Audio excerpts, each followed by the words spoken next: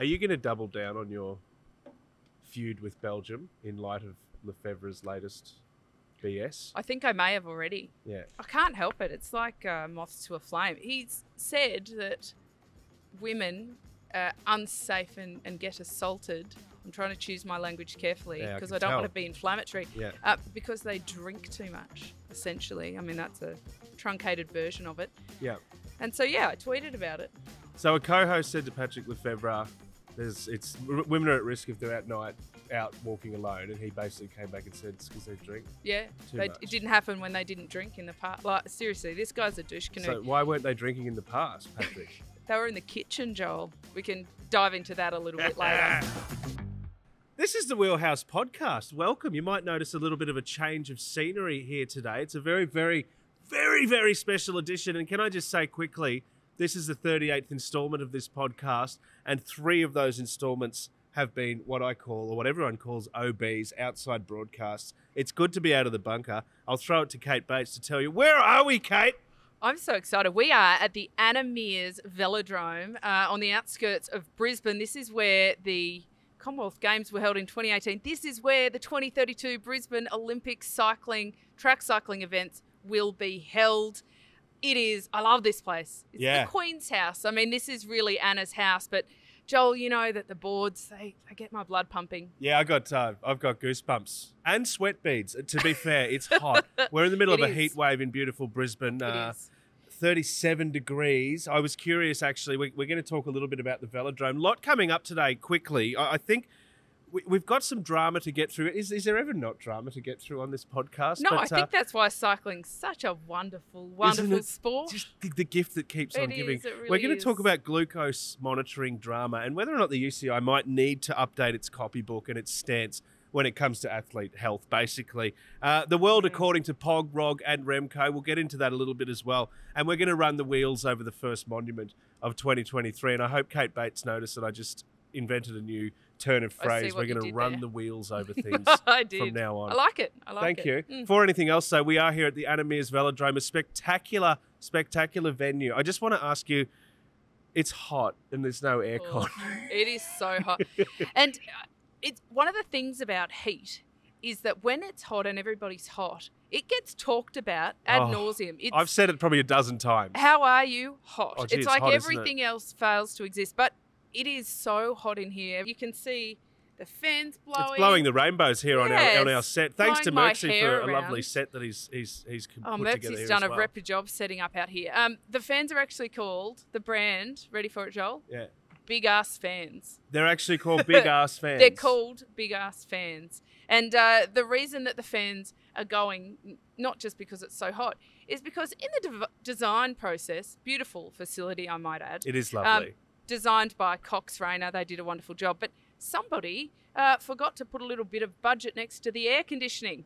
Oh, that explains much. Okay. Oversight. We were wondering, is it because of airflow? Because when timed events are on, Joel, they have to turn the Big Ass Fans off. Yes. Because it can contribute to the airflow around the track, and it can artificially give the riders a push. Give the riders a bit of a push along. Okay. Which it's not fair for records and such things. But aircon, like, come on now.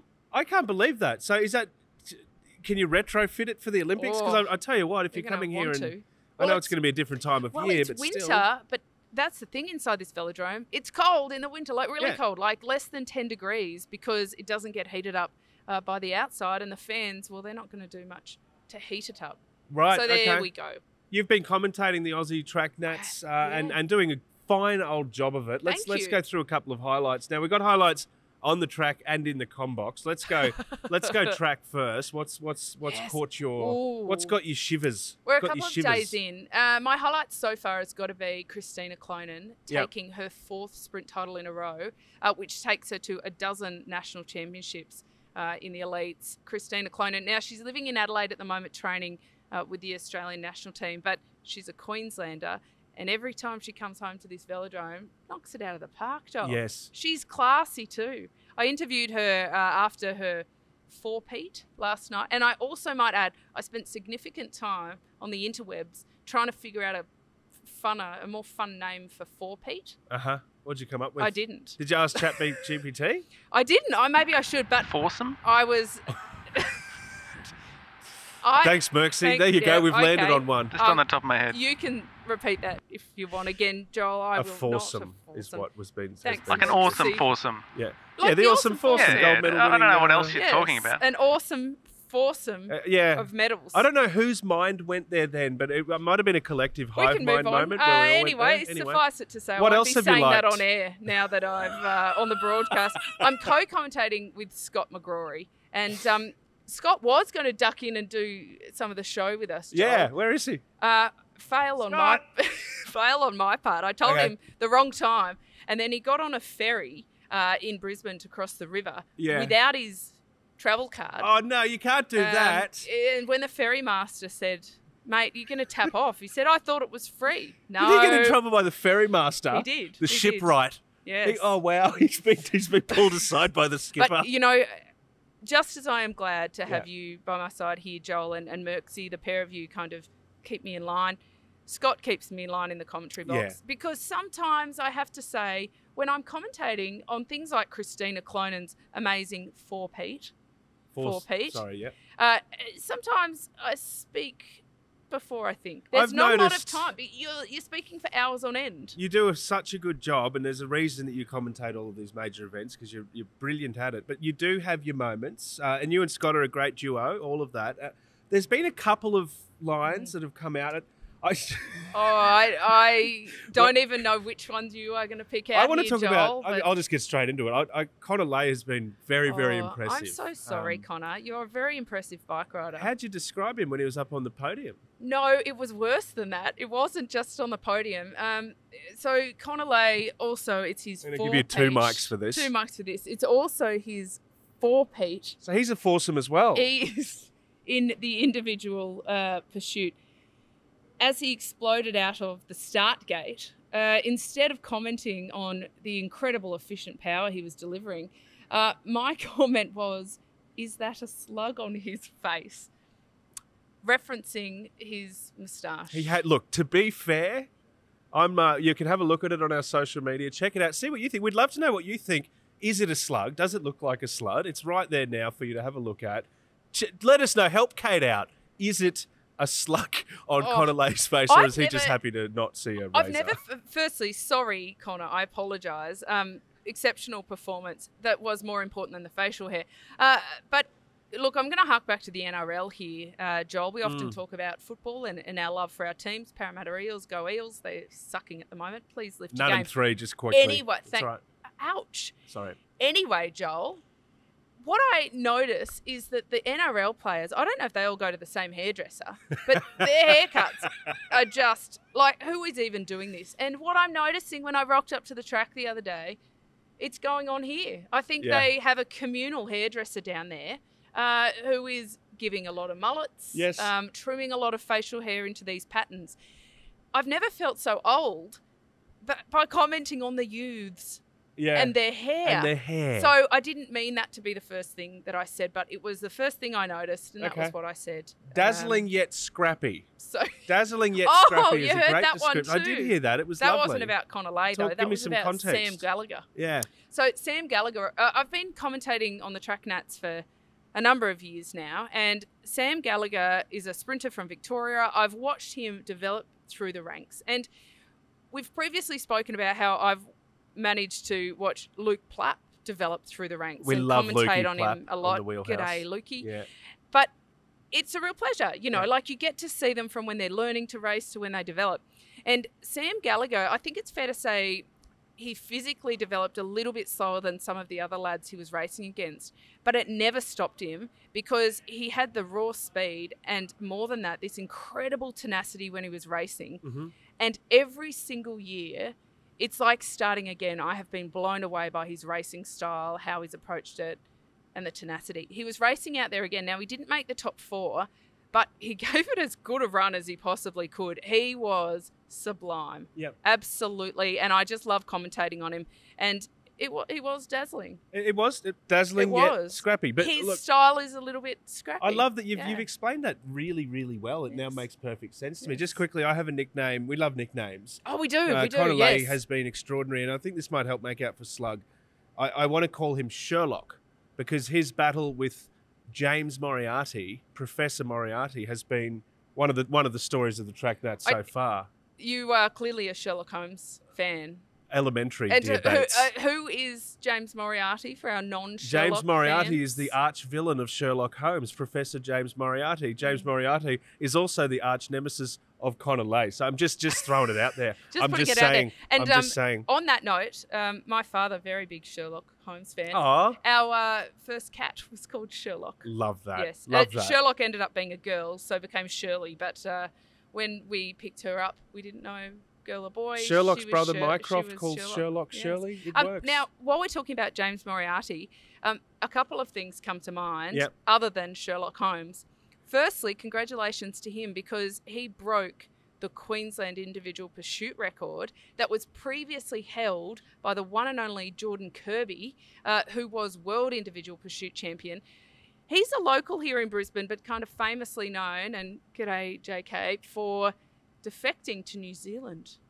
Oh, I personally think Australia missed a trick there. wow. And so then he raced on his home velodrome here in the New Zealand colours at the Commonwealth Games and then at the Olympics. Stop that. It usually Yes. happens in reverse. It does. But so Jordan held that record. James Moriarty has now broken it, so good on him. Yep. Conor Lay, still the only Australian man to ever break the 4:10 mark. And I might point out as well that there's some riders that are starting to go out on track to warm up for this morning session. These guys are riding exceptional times in the individual pursuit, but the development is what is so impressive to me, that we have a rider the calibre of Jordan Kirby have his record broken by James Moriarty. Yeah. Sensational ride. Jordan Kirby's now one of the coaches for Queensland. There you go. So There full you go. circle. And also, I want to take a moment to acknowledge Balmoral Cycling Club. There aren't any Parramatta riders here, sadly, at the Elite Championships. I was about to ask you. No Joel? paras. No paras. And Okay. I like to, back a club. In lieu of any para riders being here, I'm going to jump on board with my adopted new club, Balmoral. Yeah, you have here some good in reason for Queensland. doing so. Now, their president, Andy Moore, is a friend of the Wheelhouse. G'day, Andy. And they've got a lot of riders out on track, including one of our favourites from the Tour Down Under, Izzy Carnes, and her little sister. Good stuff. And yep. also g'day to Papa Carnes, Yep. who is an avid Wheelhouse listener. Or if he's not, if I see him this week, I'll tell him that he needs to be. Shout out again to the parents, by the way. Balmoral did an incredible job advocating for local facilities, and the Brisbane International Cycling Facility, which is now being built at Murarrie, they're building a beautiful new crit track. They're building clubhouses there, other training facilities. It's not just for the elite, though. It's also for family and community. And they advocated so hard. It was meant to be soccer fields, and they got it over the line for this massive investment from Brisbane City Council. And the Lord Mayor, Adrian Schrinner, is getting really behind it. There's a pump track there as well. Really cool. And it just goes to show that so much of cycling, we're watching these beautiful international events and world tour. We're here at the Elite National Championships, but it all starts at grassroots. And these local facilities are so important. So Well said. well done, Balmoral. I love that you're talking about these kind of facilities because this particular facility is extraordinary and the newest, I guess, velodrome in the country. It's my first time here, and I'm blown away by the the shape of the track. Byron Davies was blown away as well with a little slide down the Yes. almost vertical velodrome, He splinters did. in the fingers, that kind of Well, thing. he had a slip and slide, and he came down. It was after the race had finished, and they were trying to shake hands, but instead a handlebar got grabbed, and Byron Davies came down on his butt. Whooshka. And he can be our new Glutes O'Connor. Glutes Davies. Can you help me understand the velodrome though? Because I'm looking at this. Give me some specs, like because it's All right, extraordinary so when you see it up close. 250 metres. Yes. From the start line back to the start line. If you follow the black line, the black line is the lowest line on the track. And that's where you're aiming for, especially in timed events, to take the shortest route around 43.9 degrees on the bend. 43.9. So, that sometimes that's hard to visualise, but if you get the corner of a piece of paper, of course that's 90 degrees, pretty much in half, fold it into a triangle, and that's just under the just under that. It's about 12 degrees in the straights, and then it goes into the steepest part in the bankings. Is every velodrome the same? No, absolutely not. But good question, because I think when you're watching the racing, it's hard to differentiate. But for the riders, it's quite different. Some tracks are wider, so it might be a longer distance from the bottom, and around the bottom of the track is called a duck board. I don't even know why, but it's called quacking name. It's called a duck board. From the duck board then up to the fence. Okay. Some tracks are wider. And because as you get up the track and because of that steep transition from the bank into the straight, you can imagine the wide tracks, you can generate a huge amount of speed. Yep. You're riding downhill for longer. But also some banks are longer and the straights are shorter, and the same in reverse. So some are better for sprinters, some are better for teams pursuits, some are more comfortable for bunch races. You get to know all the different tracks. That's why teams will arrive early, because especially things like a team's pursuit change, Joel, they swing up the track and they have to get back on to the back of their team and hang on. On different velodromes, that transition will be different. That is a very 101 explainer of it. But there's a lot of complication to the art and the strategy of track racing. A lot of nuance to every splinter of the velodrome. We almost got on there. We were going to ride our bikes for the Wheelhouse podcast, but I was cycling based and said, well, no, we love you guys, but no, because if you had a stack and a little bit of timber came off, you'd pretty much jeopardise the entire track. Well, it happens a lot that they have to repair the track, but they wouldn't have had time to repair the track ahead of the racing. So, and how would we have felt? Wouldn't we have just been red-faced? I mean, any press is good press, right? So to a degree, could have been good for us. It's extraordinary, though. Look, no. I'll just say, if you haven't had the opportunity to check it out, especially this being an Olympic venue now, yay, Brisbane, it's worth getting out and having a look, because it's a really extraordinary, and it doesn't quite do it justice when you are watching on the television, because it's not, the angles aren't represented as sharply as they are when you're literally staring down the cliff face. Just ask Byron Davies just how steep they actually are. So it's really, really good to be here. Thank you for joining us on the Wheelhouse podcast, coming to you from the Anna Meares Velodrome, the Aussie Track Nationals. My name's Joel Spreadborough. Kate Bates is here as well. Just let's jump in the Wheelhouse jet quickly, because we have a jet now, and go back over to Europe, because let's just recap the week that was. And we spoke a lot about Pog. We speak about Pog. Everyone speaks about Pog. It's Pog.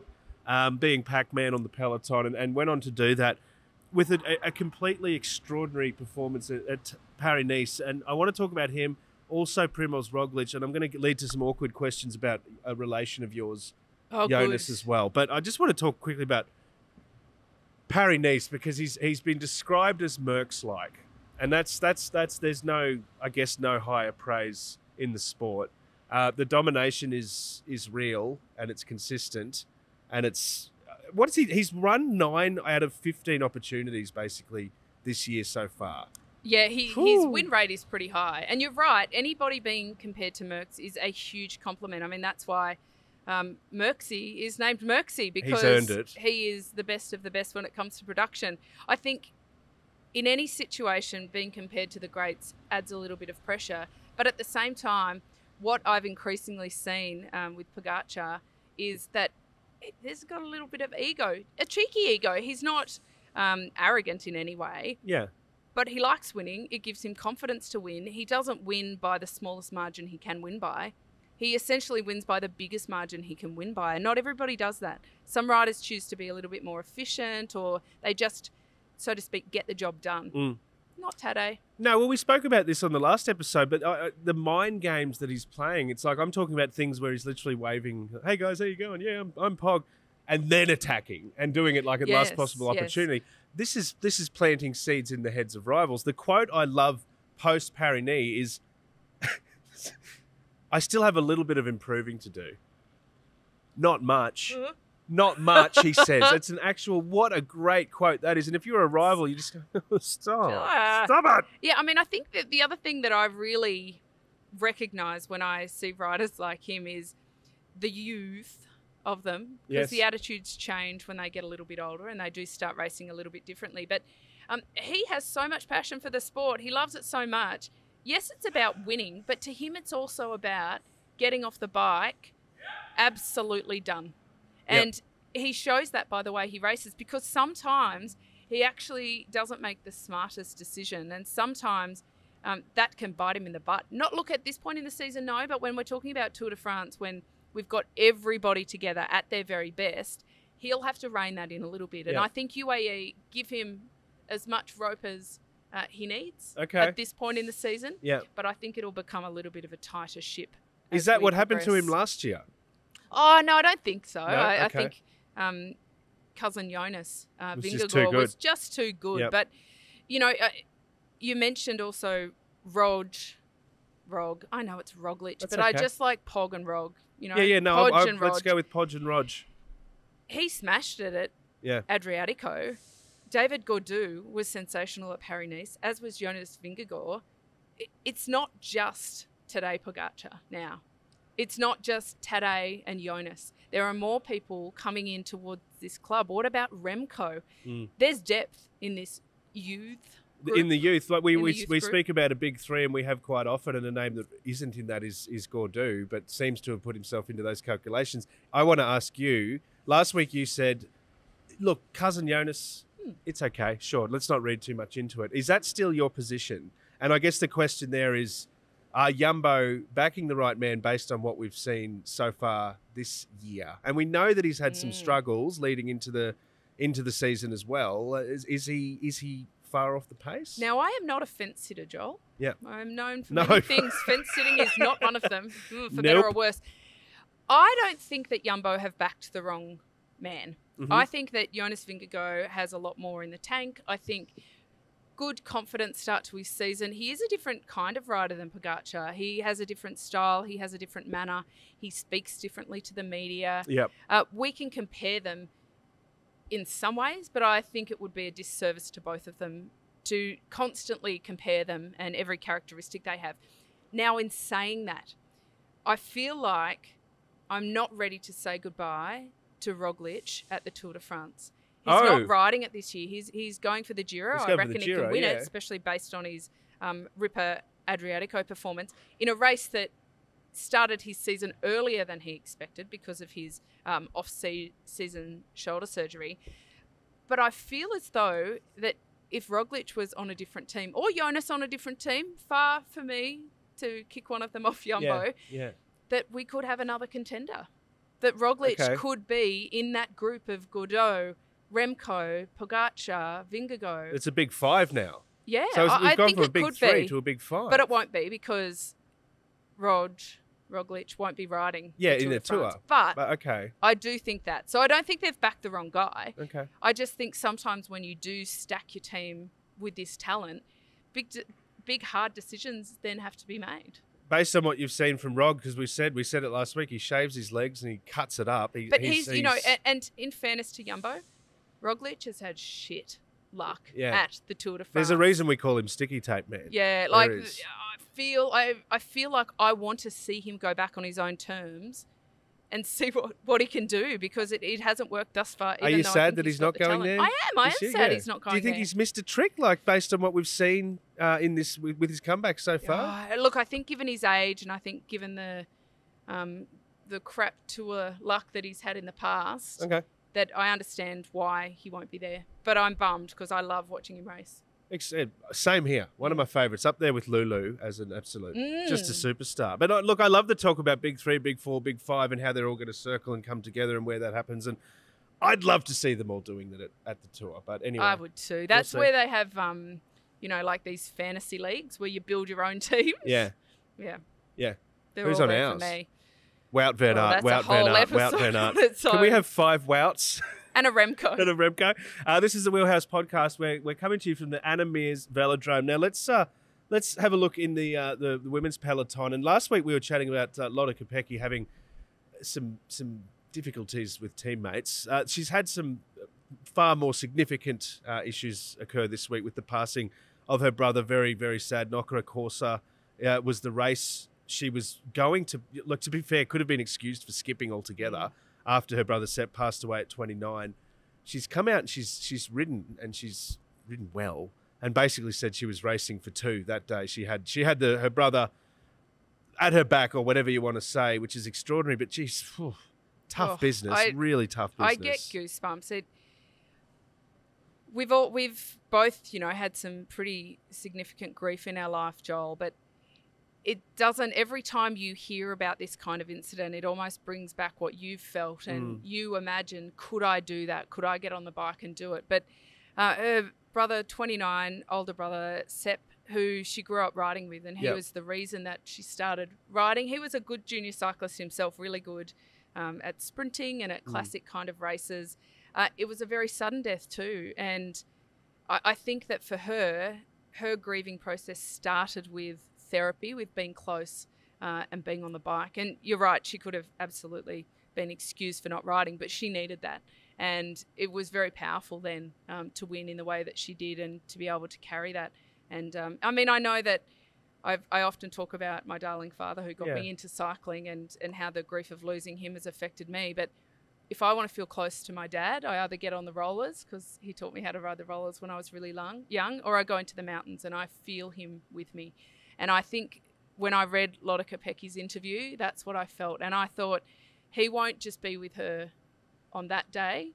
I think that he will become a real strength for her on the tough days on the bike. And it's a beautiful thing, I think, to have that kind of motivation riding with you. But I also have to say about that race that it was a bit of a crap day for the Aussies. Loretta Hansen had a big bingle, and Trek Segafredo have now come out unfortunately with quite a significant injury list to her. So she's got multiple rib fractures, a broken left collarbone, a fracture in the left transverse process, which is at T1 in your thoracic spine. So just below your neck is where your thoracic spine starts. At this point, she doesn't need surgery, but she is in hospital being monitored. So really sending all our thoughts to Loretta Hansen and to Team Trek, because when these kind of accidents happen, as teammates and as staff, it gets you.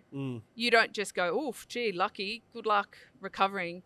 It can really impact all of the riders. And so we're sending our absolute best to them. Yeah, beautiful insights there. Like, I was interested on a number of points, but with Lotte, firstly, people can often say, like, athletes are such robots, all of that. They don't seem to have any emotional feeling. And it's like, no, it's not that. It's actually a high degree of emotion and feeling that put her on the track that day. You spoke to that really beautifully. I'm always interested. And I just want to make one more point on that, which I think some people really overlook. Yeah. People do talk about athletes as robots. I think quite opposite. I think that traditionally all of the athletes that I know, that I raced with and that I still know in this role, they're highly emotive people. And in fact, they often fall somewhere on the neurodivergent scale. They often have really heightened emotions. But to get through elite sport, when there's so many moments, not just of highs, but lows, they're high highs and they are low lows. And it is the skill and the art of regulating that emotion that makes people think they're a bit robotic, but they're not. And that really links into when we talk about athlete welfare, and a lot of our athletes in years of late have talked about mental health, the toll on that. And it plays into that. Behind closed doors, a lot of these athletes are feeling strong feelings on both sides of the coin. And so I think when we do see a bit of a robotic performance from them, you have to pause for a moment and give them the credit for that, for how resilient they are when they're feeling all of that, to be able to come out and get on with it. And you talk about injuries, and that injury list you just rattled off was staggering. It sucks, but she's tough as anything. But if you don't feel, you're not going to get back. If you don't have that, you're not going to get back on the bike. You're not going to go through the rehab and the recovery if you're not emotionally invested. But, people ask where motivation comes from, and they think that you jump out of bed motivated every morning. Absolutely not. No, the key of these athletes' motivation is that when they wake up and they absolutely don't want to get out of bed, they have the discipline and the drive to do it even when they don't want to. So it's not that they're miraculously more motivated than anybody else. It's just the determination and the passion to do it. The passion, there's the word, is the passion. And we saw it from Lotte as well. Another one too for SD Works, slightly better relations post-race than her and Demi Vollering. But we'll Couldn't move really on. get worse. Yeah. So We'll go from Knockra now to a training ride for Remco Evenepoel, a member of our Big Five that has been anointed in this episode. yes, the Big Five. No slowing down for Remco, just a record-breaking Strava ride. Up Mount Tita in Tenerife. Yeah. So he should have dropped into the studio. We film, our bunker is located in, I can't believe I'm giving the location away, but anyway, Tenerife in Brisbane, which is one of the flatter parts of the world, basically. Not definitely not the Tenerife where Remco is riding. No, and Tenerife where Remco rode is a bit of a mecca. It's at altitude for training. So a lot of the athletes go there to put in the Ks and just get in a solid training block. Now, he broke the record up Mount Tita by a couple of minutes. Still a 56-minute climb, so 56 minutes and 25 seconds. He raced up there. Interestingly, he took the record off a Norwegian fella by the name of Jonas Horth, who is only in the Bahrain development team. Right, so there's one to watch out for in the future. There's a climber for the future. Chris Froome is in the top 10. He's in the top 5, I think, with his time. He is, so it is a very well-known climb, but the KOM's been held for a number of years now. Just shows that he's in great form. And an hour climb too. We're not talking, because we know Remco from the World Championships in Wollongong to be super dynamic on those shorter climbs and can just accelerate away. But nearly an hour. Yeah. That just shows his preparation for the tour and for the longer ones is well on track. 5.5% grades. That's like over 26 kilometres an hour. I don't even descend at that pace.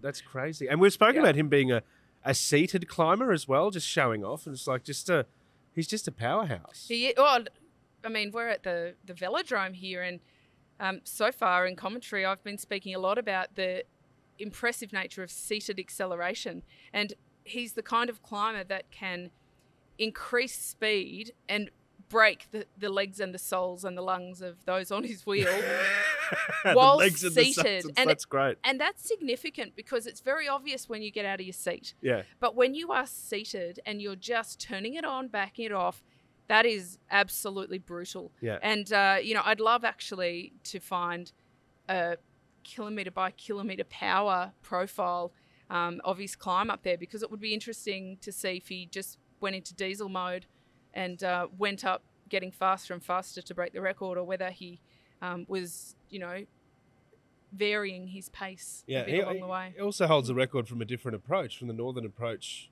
as well. So just a cheeky 27 kilometre, 6%. He's already won the world title. There's not races for him to win right now that he's interested in, so he's just smashing Strava. I love this though. We're talking about the Big Five and who's going to be where. He'll be at the Giro alongside Rog as well. Is there a collision course I can get excited about here? Not a literal collision, obviously, a competitive collision. I think so. I think especially in time trials and on those longer climbs, I reckon we're in for a good battle there. Look out! But Remco will be at a different point in his season because he's also riding the Tour de France.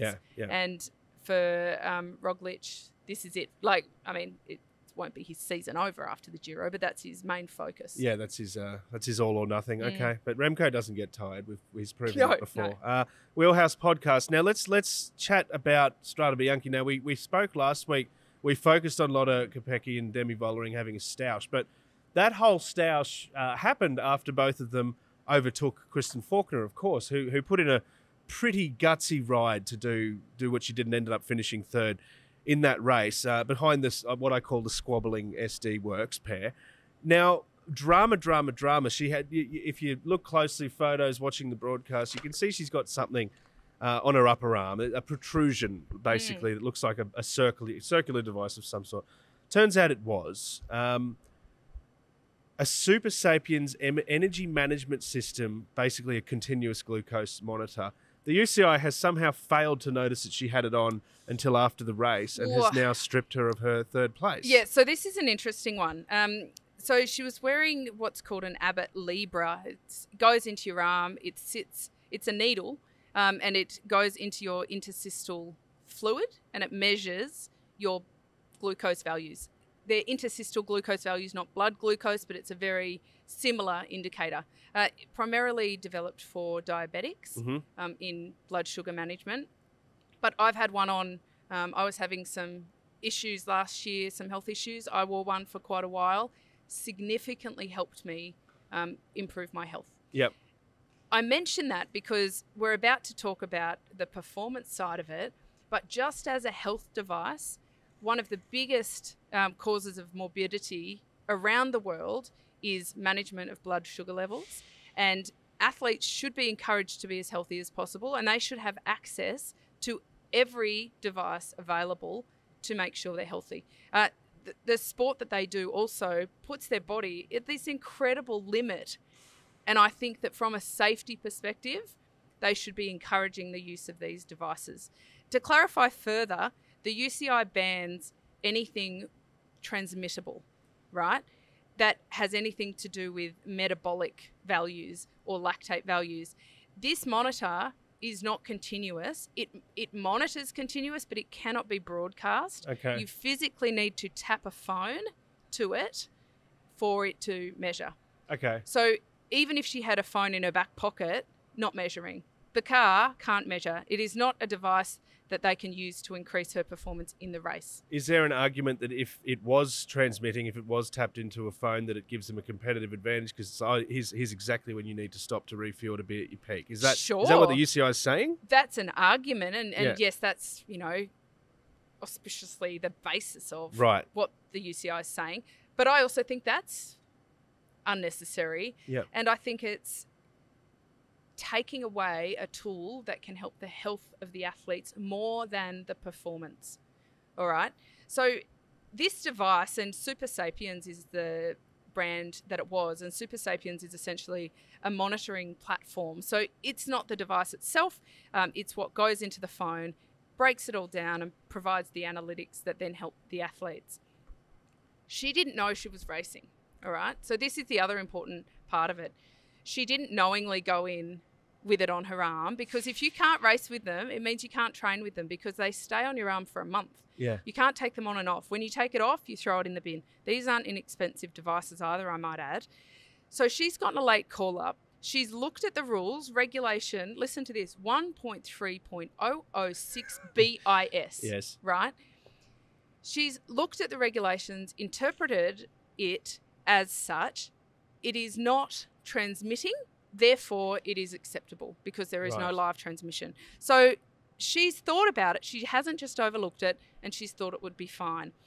My question is, why hasn't the team, why didn't Jaco Alula pick her up on this?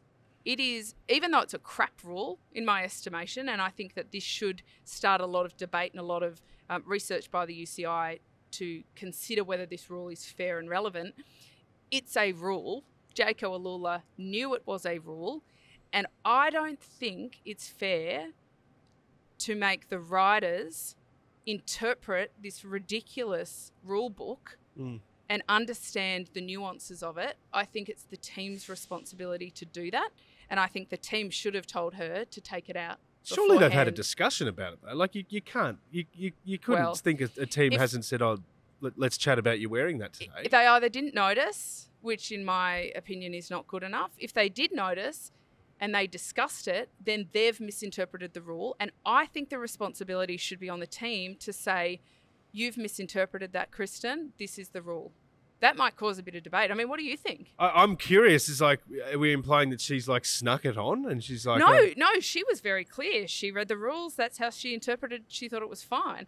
I'm saying, is it the rider's responsibility to interpret the rules, or is it the team's responsibility? I think it's the team. The team needs to have a very clear interpretation of what that rule is and have a discussion and say, no, it's not working. Yeah, I mean, this is what could happen. Tell us what you think to our listeners, because you can debate this from both sides. Yeah. And I'm not saying one is right and one is wrong, but I feel very strongly that this is an obligation of the team. They might fall back and say that when it comes to doping, the athletes have to take individual responsibility. That's different. Yeah. Yes.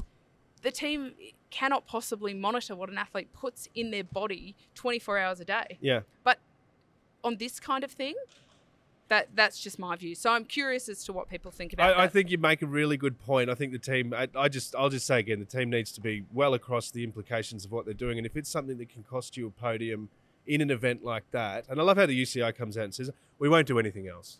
That's okay. Sufficient punishment. Thanks, guys. It's lovely of you. Just take the podium off. Yeah, it's crap for Kristen. But in my mind, she was still third. I just think, is there a vagueness to the rule as well? Because if a team's not across that, they're not doing their job. But are they not across it because it's confusing? Well, the way I don't you know. pitched it is a bit like... The rule came in on the 1st of June 2021. So right. I think there's been ample time to interpret it. But I won't blame Faulkner for that. It's funny to see how it develops too. If it's a health and safety related issue, it might be a rule that evolves and changes in the future. We'll see on the Wheelhouse podcast. Let's chat about the first monument of the season, Milan San Remo, of course. Now, not starting in Milan this year for the first time, I believe, ever. So that takes the Milan out of Milan San Remo. That's okay, sure. No. It's a beautiful race. They used to have a women's edition called the Primavera Rosa. Yeah. Because also Milan San Remo is called La Primavera, spring. I like it. It's a beautiful race. It's got some really beautiful attributes to the back end of the course, especially the Poggio and the Cipressa. Yeah. And when I first was coming into elite cycling, I had this beautiful pair of Nike bike shoes, and they were called Poggios. Oh. And it wasn't until I went to Europe as a first-year senior, so I was 18, and rode La Primavera, that I realised my shoes were named after the disgusting climb that I got dropped on just toward the finish. But they're really cool dynamic climbs, but it's over 300 kilometres. Yeah. It's such an epic long race. And look, Australia's had a lot of success there in the past with some winners. But I do have a funny story about one of our legends, multiple Olympic gold medalist Graham Brown on the track, Madison, Teams Pursuit, all-around legend. Now, he was racing Milan San Remo for an Italian team, Paneria, at the time. And 320K, he got dropped pretty early on. Now, the organisers have the course beautifully marked with kilometre markers. So it will be 50K to go, 20K to go, whatnot. They had a 300K to go sign. He got dropped before that, and he saw that at the time, which was quite amusing. I remember him telling me that and him thinking, like, what? Yeah. Incidentally, he did make contact again with the bunch. But it's going to be an interesting one. First monument, yeah, but Strade Bianche, come on. We like that as a monument, technically. Okay. But Feathers is out. Tom Yeah, Pidcock. no Tommy P. Out with a concussion, Joel. Rested for a prescribed period. Which is good. After a head knock at Tirreno at Adriatica. I'm all good with it because, said before, we talk about football and stuff a lot. Head knocks and brain injury treatment and management and identification is a huge, huge headline, and so it should be at the moment. And we're seeing a lot of sports make a lot of changes to get ahead of this and be in better control, because we're literally seeing athletes sue their sports years later. And some of these athletes are in their 30s, and these are more collision sports, but cycling's not immune as well, I will say, down the track, and they need to be taking these kind of measures. So sad for Tom to not be there, for Feathers to be. Well, sad for the fans, if nothing else. And Bling, Michael Matthews, he's out with COVID. He's got COVID. I was about to say, geez. Well, Alyssa Longo-Borghini, she's missing some racing. She's also had COVID, 10 days in bed. It's not coming and going like we thought it was. It's still really impacting the field. But you could literally do 5 episodes just on Milan San Remo preview. But the big thing that stood out to me is Matej Mohoric, the Slovenian. Yep. He won last year. The reigning champion. He's back with his dropper post. So the descent off the Poggio and into San Remo is one of the most critical parts of the race. Last year, came out with a dropper post. No one had seen that before. Boy's doing it again. It's all about the descent. Yeah. Love that. Contenders-wise, so obviously Pog. Let's look at the men first. So Wout, you probably can't be too far back on your ones to watch, on your favorites. Yeah, I think that when he's on the start line, he's certainly one to watch. But because so much of it comes down to the descent, there's a bit of suffering and getting over the climbs, because the Poggio, it's tough. And for many years, the Poggio has been where the really brutal attacks have happened over the top, very calculated. And, you know, Van Aert, of course, if he's on the start line, he can be a bit of a danger. But I was looking forward to Pidcock and Mohoric going head-to-head on the descent. You know, but I don't know that Van Aert, to be honest, can descend with Mohoric at that speed. So okay. We'll see. What goes I through don't your often head when you've say ridden that. like 290 kilometres and then you see the Podge coming out? Honestly, not a lot. I mean, that's when you're on. That is when you are full on autopilot. Yeah. And you're not thinking a lot. The question: who will pounce on the Podge? Possibly the Podge will podge on the Podge. Mads Pedersen, I wanted to mention. Yes. A potential Yes. Smoky, maybe. Yes. What do you think? Yes. You likey? I do. Yeah. Maybe Bidium Gourmet. What do you reckon? Oh, Bidium Gourmet. Yeah. I think that's Merckx's favourite. It is, but, you know, I mean, as I've not so subtly alluded to over the episodes, Joel, Merckxy is my partner in life, not just in Shock business. and horror. Revelations That's how on he the knows Wheelhouse where my tattoos podcast. are. Yeah. Just quietly. That's why he says things like foursome and yeah, okay, now. Stop it. Well, you don't have to perpetuate it, Joel Spreadborough. Oh, yeah. But his tips sometimes are my tips too, because Yep. You like you know, Gourmet? I Okay, see the good. research he does. Should we get our? We'll get our tipping board happening when we're back in the bunker. We need to do that, I'm yeah. gonna stay on Pog. I'm sorry. I'm just. That's everyone fine. can back a favourite, mate. I know, but geez, how could you not? How could you not? I'll let you have it on this one. Let's talk about the Tour de France quickly. We're almost out of time, but I'm a bit weirded out. I feel like the world has flipped on its axis, and we're not finishing in Paris. What? No. What? Olympics, Joel. The Olympics are in Paris in 2024.